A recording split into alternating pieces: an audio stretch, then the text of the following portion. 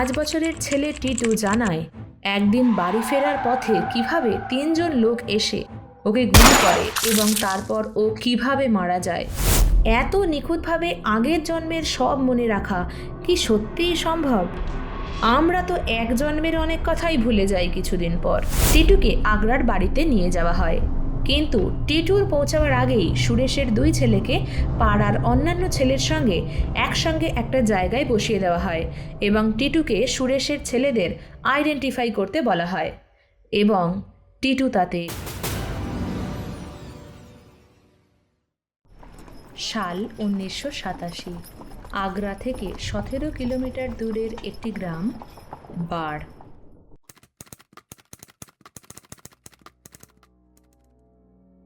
1.5 বছর বয়স হবার পর থেকেই টিটু কথা বলতে শুরু করে, যা কোনো মা বাবার জন্যেই ভীষণ খুশির খবর।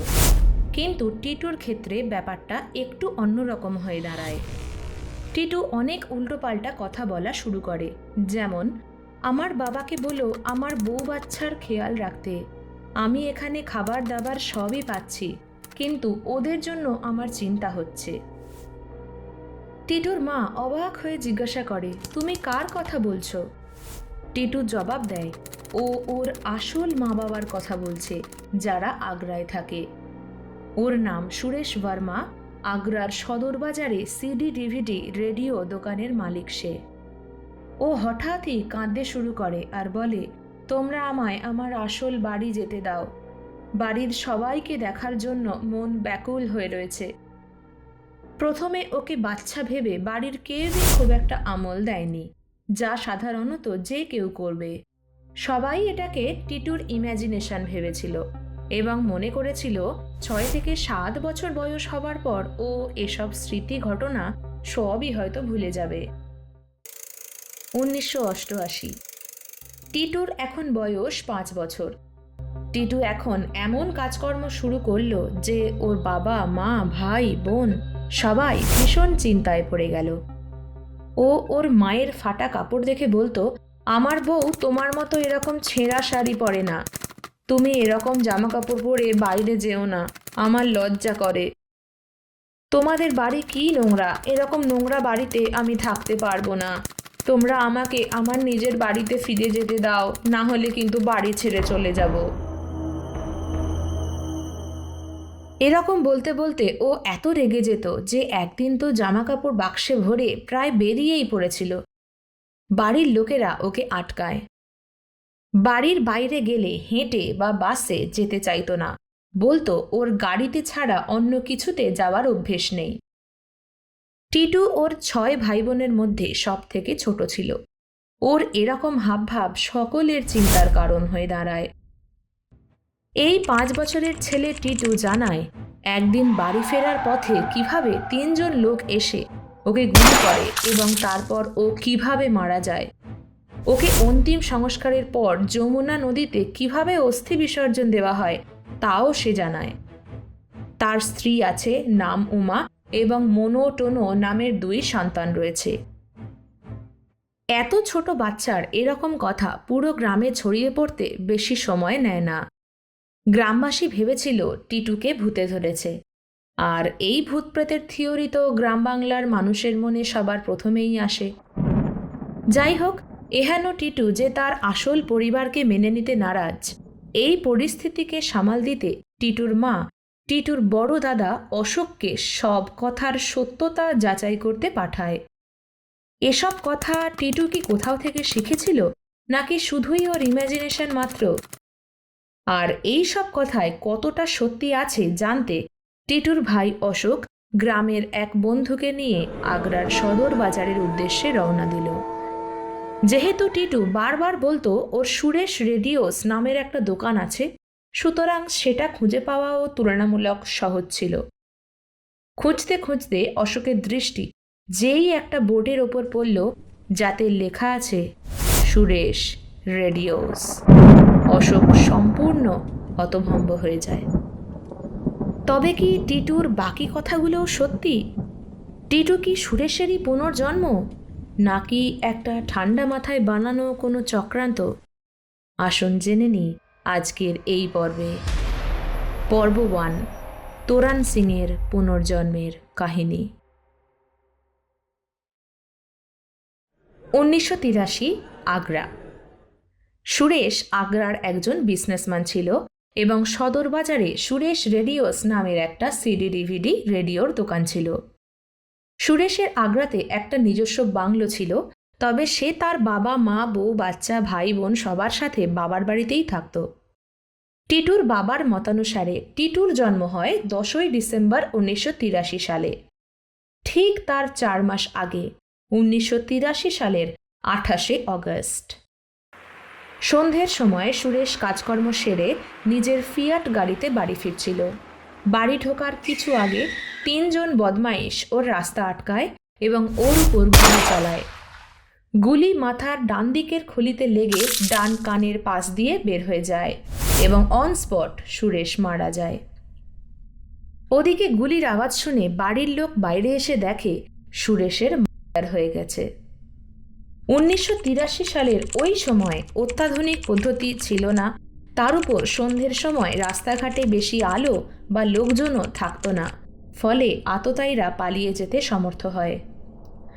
অনেক ইনভেস্টিগেশন করেও কোনো সূত্র না পেয়ে পুলিশ কেস ক্লোজ করে দেয় এবং ওই খুনিরা অধরাই রয়ে যায়।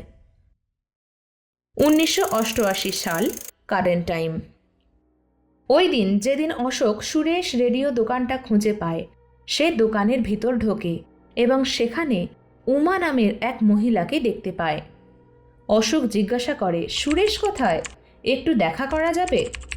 সুরেশের মৃত্যুর এত বছর পর কেউ সুরেশের খোঁজ করছে দেখে উমা অবাক হয়ে যায় এবং জানায় কিভাবে তার স্বামী 5 বছর আগেই মারা গেছে। সব শুনে অশোকের পায়ের তলার মাটি সরে যায়। এ সবই তো সে আগেই টিটুর কাছে শুনেছে। টিটুর ভুলভাল কথাগুলো যে এভাবে সত্যি হতে পারে মেনে নেওয়া খুব সহজ ব্যাপার নয়। এবার উমা তাকে জিজ্ঞাসা করে, হঠাৎ সে সুরেশকে খুঁজছে কেন, কি দরকার তার সুরেশের সাথে? এবার অশোক তার ভাইয়ের কথা পরিষ্কার করে খুলে বলে। এরকম অদ্ভুত ঘটনা শুনে উমার চোখে অবিশ্বাস ফুটে ওঠে। ও বলে, হতে পারে টিটু কোনো নিউজ পেপার থেকে বা পুরনো কোনো আর্টিকেল থেকে এসব কথা জেনেছে, কারণ তার স্বামীর ঘটনাটা সেই সময়ের একটা বড় কেস ছিল, যা প্রায় প্রত্যেকটা নিউজ পেপারেই বেশ কিছুদিন ধরে ছাপা হয়েছিল। এটা শুনে অশোক বলে, টিটু এসব কথা তখন থেকে বলছে যখন ওই বয়সী বাচ্চারা ঠিকমতো কথা বলতেও পারে না। কারোর কাছে এরকম অবিশ্বাস্য কথা শুনে উমার মনে নানা প্রশ্নের দ্বন্দ্ব তৈরি হয়। সম্পূর্ণ কনফিউজড উমা এসব কথা তার শ্বশুর শাশুড়িকে জানায়। তাঁরাও এরকম কথা শুনে অবাক হবার পাশাপাশি খুশিও হন, এই ভেবে যে তাদের ছেলে আবার ফিরে এসেছে। ওদিকে নিজের ভাইয়ের সব সত্যকে প্রমাণ করতে অশোক সুরেশের পরিবারকে তাদের গ্রামের বাড়িতে আমন্ত্রণ জানায়। মনে নানা উদ্বেগ উত্তেজনা নিয়ে সুরেশের পরিবার টিটুর ওই অলৌকিক ঘটনার সাক্ষী হতে বারগ্রামে যাবার মনস্থ করে। নিজের মৃত ছেলেকে আবার দেখতে পাওয়ার আশায় বুক বেঁধে তারা টিটুর বাড়ির দোরগোড়ায় পৌঁছায়। বাড়ির আঙিনায় নিজের আগের পরিবারকে দেখতে পেয়ে টিটু দৌড়ে এসে তাদের কোলে চলে যায় এবং বাড়ির সবাইকে ডেকে বলে, দেখো আমার মা বাবা এসেছে। টিটুর আসল মা তাদের বাড়ির বারান্দায় বসার ব্যবস্থা করে আর টিটু গিয়ে বসে খাটে। উমার দিকে চোখ পড়তেই টিটু লজ্জা পেয়ে চোখের ইশারায় নিজের পাশে এসে বসতে বলে এবং নানান খবর নিতে থাকে। কথায় কথায় টিটু উমাকে তাদের ডোলপুরের মেলায় কুলফি ও চাট খাবার কথা, বাড়িতে গর্ত খোঁড়ার কথা ইত্যাদি জানায়, যা শুনে উমা অবাক হয়ে যায়, কারণ এসব কিছু শুধু সুরেশ এবং উমার মধ্যেই হয়েছিল। দেখা সাক্ষাৎ শেষ হতে সুরেশের পরিবার যখন বাড়ি ফেরার জন্য উদ্যত হয়, টিটু বাইরে একটা মারুতি গাড়ি দেখে জিজ্ঞাসা করে, তার ফিয়েট কার কোথায়? এবং সে জানতে পারে সুরেশের পরিবার সুরেশের মৃত্যুর পর সেই গাড়ি বেচে দিয়েছে এবং এখন তারা ওই মারুতিটিই ব্যবহার করে। টিটু মারুতি গাড়িটার ভিতরে ড্রাইভিং সিটে গিয়ে বসে এবং সুরেশের ভাইয়ের হেল্পে কিছু দূর ড্রাইভও করে। হয়রানির ব্যাপার এটা যে ওই ছেলে টিটু, যে কোনো দিন আগে গাড়িই দেখেনি, সে গাড়ি এমনভাবে ড্রাইভ করলো যেন গাড়ি চালানো তার বাঁ হাতের খেল। এরপর যখন তারা সবাই গাড়িতে উঠে গেল কিন্তু টিটুকে সাথে নিল না, টিটু ভীষণ ক্ষেপে গিয়ে হাত পা ছুঁড়ে কান্নাকাটি করতে শুরু করে, যা দেখে সুরেশের বাবা তাকে ভালোবেসে বোঝান এবং কথা দেন খুব শীঘ্রই তারা আবার ওর সাথে দেখা করতে আসবেন। টিটুকে তারা নিজের ছেলে সুরেশ বলে মেনে নিলেও বাকি যে সন্দেহটুকু সবার মনে রয়েছে সেটা মেটানোর জন্য ঠিক করেন টিটুকে আগ্রায় নিয়ে যাওয়া হবে এবং বাকি প্রশ্নগুলো ডিটেলসে সেখানেই যাচাই করা হবে। এদিকে টিটু শুধু মা বাবাকেই চিনতে পারেনি, বরং বউ, বাচ্চা এবং নিজের পার্সোনাল নানা কথা ও রহস্য এমনভাবেই ডিসক্লোজ করা শুরু করেছিল যে ওর বলা সত্যি কথাগুলোর ওপর থেকে ডাউট ক্রমশ কমতে থাকে। আর যাই হোক, এত গোপন সব কথা অন্তত নিউজ পেপার থেকে তো পাওয়া সম্ভব নয়। কিন্তু ফলস্বরূপ টিটুর মা বাবার চিন্তা বাড়তে থাকে। একজন মা বাবার কাছে এর থেকে বেশি দুঃখের আর কী বা হতে পারে যে তাদের নিজের ছেলে অন্য কাউকে নিজের মা বাবা ভাবছে।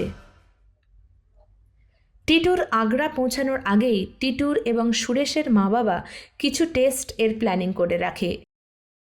টেস্ট নাম্বার 1, টিটুকে আগ্রার বাড়িতে নিয়ে যাওয়া হয়। কিন্তু টিটুর পৌঁছাবার আগেই সুরেশের 2 ছেলেকে পাড়ার অন্যান্য ছেলের সঙ্গে একসঙ্গে একটা জায়গায় বসিয়ে দেওয়া হয় এবং টিটুকে সুরেশের ছেলেদের আইডেন্টিফাই করতে বলা হয় এবং টিটু তাতে সফল হয়। এরপর বাংলো বাড়িতে একটা জায়গা দেখিয়ে টিটু বলে, এই রড তো এখানে আগে লাগানো ছিল না। উমা জানায় সুরেশের মৃত্যুর পরই ওই রড ওখানে লাগানো হয়েছিল। কি আশ্চর্য লাগছে না? এত নিখুঁতভাবে আগের জন্মের সব মনে রাখা কি সত্যিই সম্ভব? আমরা তো এক জন্মের অনেক কথাই ভুলে যাই কিছুদিন পর।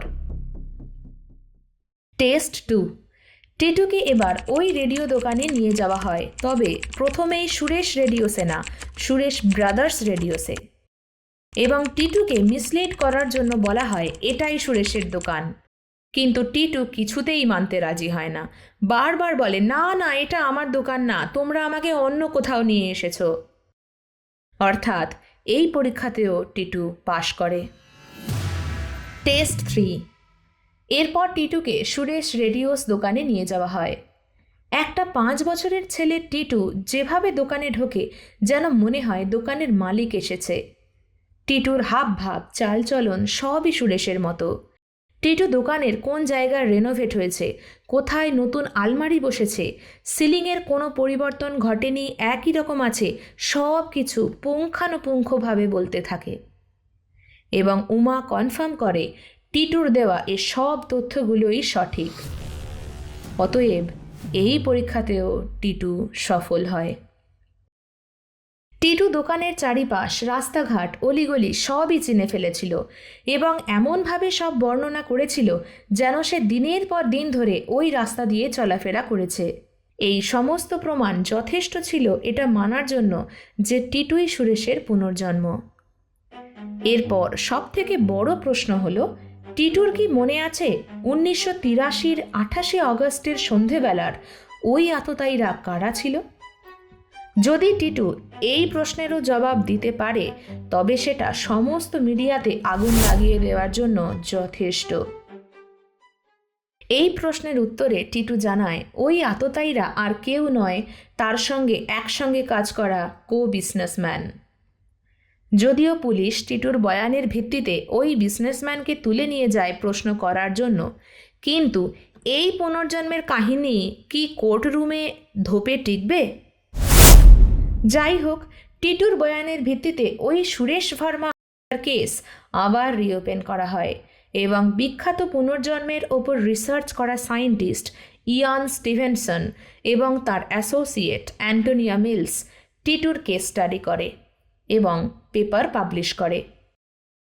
এসব বিজ্ঞানসম্মত তথ্য, আততায়ীর স্বীকারোক্তি, টিটুর বয়ান ইত্যাদির উপর ভিত্তি করে দোষীদের শাস্তি দেওয়া হয়। তবে এই জাজমেন্ট একটা যুগান্তকারী সাড়া ফেলে দেয় এবং সমগ্র নিউজ পেপারে পাতার পর পাতায় ছেপে ওঠে, কারণ এরকম পুনর্জন্মের ওপর ভিত্তি করে দাঁড়িয়ে থাকা কেস জনগণ আগে দেখেনি। দোষীরাও বোধহয় ঘুণাক্ষরেও ভাবতে পারেনি যে কেস থেকে তারা বেঁচে ফিরেছিল সেই সুরেশই আবার জন্ম নিয়ে এসে ওদের কৃতকর্মের শাস্তি দিয়ে যাবে। শেষ প্রশ্ন, টিটু কি তার আগের জন্মের মা বাবার কাছেই ফিরে গেল, নাকি এ জন্মের মা বাবার কাছেই রয়ে গেল? টিটু তার গ্রামে এ জন্মের মা বাবার কাছে থেকেই বড় হয় এবং পড়াশোনা শেষ করে। টিটুর আত্মা সুরেশের স্মৃতি বহন করলেও শরীর তো সুরেশের নয়। সুরেশের মা বাবা বউ বাচ্চা কেউই টিটুর আপন কেউ নয়। আর সুরেশের বাবা একবার ছেলে খুইয়েছেন, তিনি ভালোভাবেই বুঝতেন তার কষ্টটা কী। তিনিও চাননি টিটুর মা বাবাও সেই একই কষ্ট ভোগ করুক, সুতরাং তারা নিজেদের যে যার জীবনযাত্রায় ফিরে যান। টিটু অর্থাৎ তোরান সিংয়ের কথায়, একজন মানুষ হয়ে তো দুটো ভিন্ন জীবন একসাথে চালানো সম্ভব নয়। তাই তিনি টিটু হয়েই রয়ে যান এবং আজ তিনি পতঞ্জলি ইউনিভার্সিটির ন্যাচুরোপ্যাথি এবং ইয়োগিক সায়েন্সের ফ্যাকাল্টি এবং ডিন। যা হারিয়ে গেছে তা নিয়ে আর ভেবে কী লাভ, বর্তমানকে নিয়েই তো বাঁচতে হবে। কেমন লাগলো জানাবেন কমেন্টে, এবং আর কি গল্প শুনতে চান সেটাও মেনশন করে দেবেন। আপনাদের লাইক সাবস্ক্রাইব আমাদের মোটিভেশন। পাশে থাকবেন। আবার নতুন গল্প নিয়ে পরের পর্বে আসব। নমস্কার।